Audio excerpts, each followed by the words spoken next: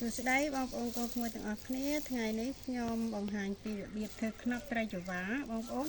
ខ្នប់ត្រីចង្វាអត់មានខ្នប់កូនត្រីគ្រប់មុខណានេះខ្នប់ត្រីចង្វាហើយជាដំបូងខ្ញុំមានត្រីចង្វាហើយនឹងផ្សិតគ្រឿងយើងគល់ត្រីណាគល់ត្រីដាក់ល្មៀតដាក់អណ្ដែងដាក់ខ្ជាយណាបងប្អូនហើយនឹងកសាំងហើយប្រហុកបន្តិចមកហើយជាដំបូងយើងត្រូវចាប់ដើមដាក់វាច្បល់គ្នាចូលមក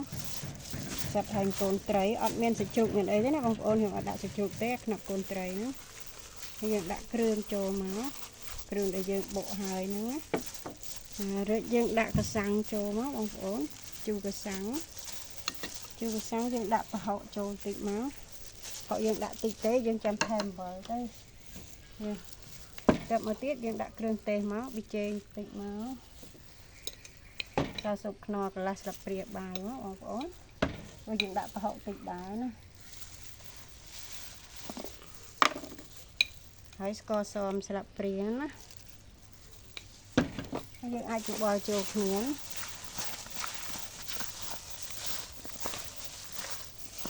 ខ្នប់នេះធ្វើងាយទេបងប្អូនព្រោះអត់មានគ្រឿងច្រើនងាយទេយើងធ្វើអានេះហៅខ្នប់កូនត្រីចង្វាសុតនេះអត់មានកពឹសមានអីទេ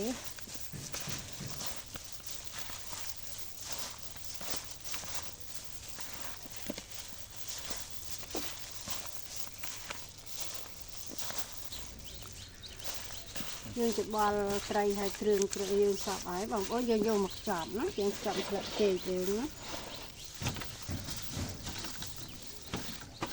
បងប្អូនถ้าអត់មានស្លឹកចេកបងប្អូនអាចខ្ចប់ណាក្តារដែលយើងទៅខ្ចប់អាំងត្រីអាំងអីហ្នឹងបាន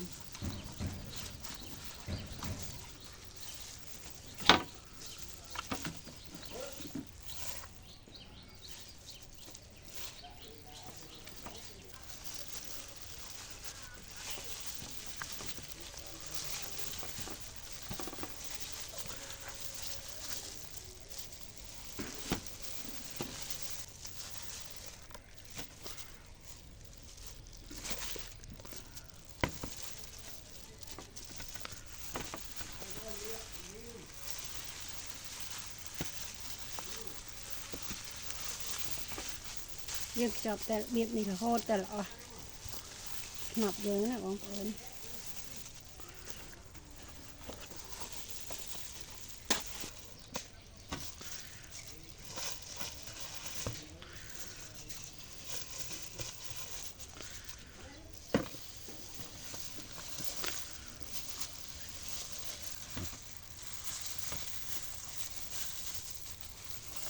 យើងខ្ចប់ហើយយើងយកខ្នប់យើងដាក់អាំងណាបងប្អូនយើងដុតខ្ជុងណា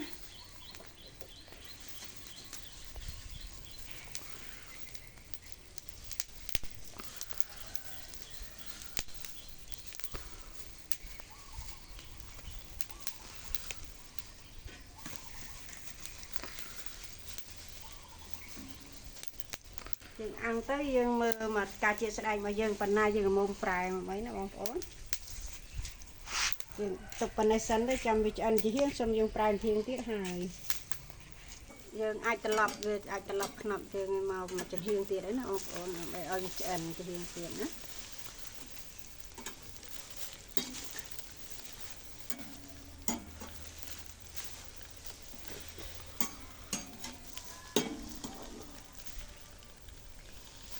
យើងត្រឡប់ហើយបងប្អូនយើងទុកមកសន្ទុះទៀតទៅឆ្អិនអត់យូរទេខ្នប់យើងបានឆ្អិនហើយបងប្អូនយើងអាចរើមកបានហើយណាហើយ